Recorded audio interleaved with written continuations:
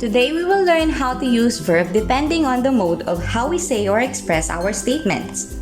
Example of these modes are asking polite question, giving recommendation, permission or prohibition, expressing possibility or obligation, and many more, using what we call modal verb.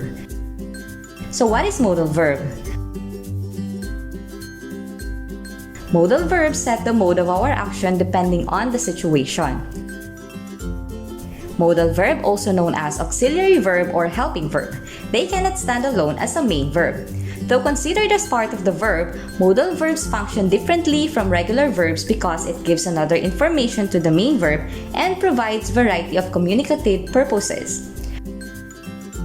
Modal verb indicates how the main verb functions in the sentence. Here are some of the modal verbs, some of their functions and examples. We have here 2C, 3M, 2W, and 2S. For 2C, we have can and could. For 3M, we have must, might, and may. For 2W, we have will and would. For 2S, we have shall and should. For can, it expresses present ability. Example, I can speak English. Another is, it gives suggestion or option. Example, she can help you later. Third is to seek for a request. Example, can you help me? Then we have could. It is used to ask for permission but not to give it. It is also more formal and polite than can. So the first is for polite question or request. Example, could you lend me your books? Second, it expresses past ability. Example, before pandemic, people could travel without permit. Next is to express possibility. Example, we could go to the mall later. Then we have suggestion. Example, you could paint using this brush. The next one is may. It is the most formal modal verb to ask for and give permission. Example, may I see your notebook? So there are different modal verbs, but in this lesson we will focus on permission, obligation, and prohibition. Let us define each term. So for the permission, it is used to allow something to happen or to be done. For the obligation, it is the condition of being morally or legally bound to do something. Then, prohibition means something is not allowed. It also refers to the action of forbidding something, especially by law. So let us have the first one, modal verb of permission. It is used when we want to express permission. Example of permission modal verbs are can, could, and may.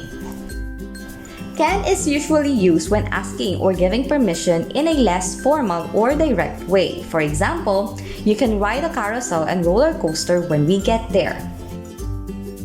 This sentence is giving a direct permission to ride a carousel and roller coaster. It also less formal compared to could. Then the modal verb could. It is a better choice than can if you want to sound more respectful and polite in asking for information. Example, could you tell me the exact address of the main office to secure the letter of request? Then we have may. May can be used in more formal situations such as classroom discussion, meetings, conferences, and other formal events. Example, here is the directory. You may contact Mr. Landicho to supervise you with your request. Then we have modal verb used in prohibition. We have cannot or can't, must not or mustn't. Prohibition example using cannot or can't. We cannot enter without face mask. Then we have prohibition must not or mustn't. It is used to talk about what is not permitted. Example for prohibition must not or mustn't, baggage must not be left unattended. Then we have obligation. We use the modals must in expressing firm obligation, while we use the modal should in expressing moral obligation. Example for moral obligation, as an eldest, she should accompany her siblings. Example of legal or firm obligation: the office must heighten its security system.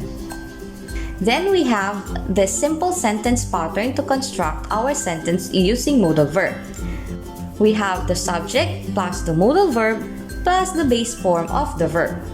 For the interrogative sentence pattern, we have modal verb plus subject plus base form of the verb. Now for our quarter 1, week 1, we will be answering our learning activity sheets. Activity number 2, what can I do? All you have to do is to read the article and complete the table below. Philippines is an agricultural country. Farming, fisheries, livestock, and forestry are 4 agricultural sectors of the country. It exports agricultural products around the globe. However, due to the land expansion for industrial sector, forest lands were reduced and farming lands were converted to housing projects. Moreover, due to the natural calamity, many of the Philippines' natural resources were destroyed. These factors somehow affected the economy of the country.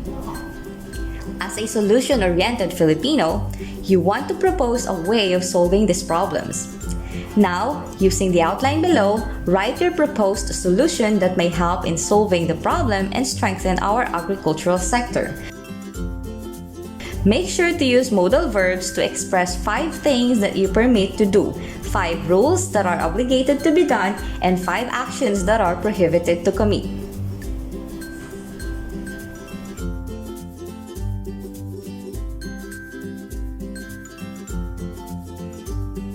Here is the rubric for the scoring of your answers.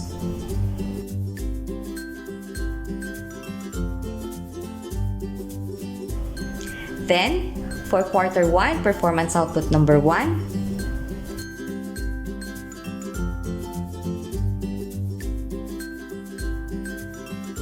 campaign advocacy, tobacco-free generation. According to the Tobacco-Free Kids statistics in 2020, about 16% of the teenagers use tobacco products, and about 110,000 Filipinos die from tobacco-related diseases each year.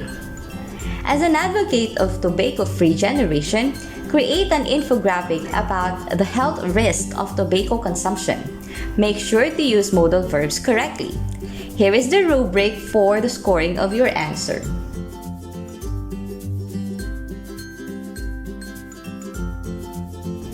Subject integration for this performance output is Science, Respiratory System Week 1, and English Modal Verbs Week 1.